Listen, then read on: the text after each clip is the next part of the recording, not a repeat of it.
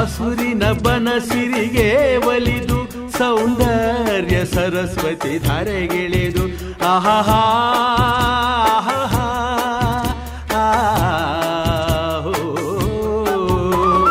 ಹರಿಯುವ ನದಿಯಲ್ಲಿ ಜಾಡಿ ಹೂವನದಲ್ಲಿ ನಲಿಯುತ್ತ ಓಲಾಡಿ ಚೆಲುವಿನ ಬಲೆಯ ಬೀಸಿದಳು ಈ ಗಂಧದ ಗುಡಿಯಲ್ಲಿ ನೆಲೆಸಿಹಳು. ಇದು ಯಾರ ತಪಸ್ಸಿನ ಫಲವೋ, ಈ ಕಂಗಳು ಮಾಡಿದ ಪುಣ್ಯವೋ. ಆಹಾ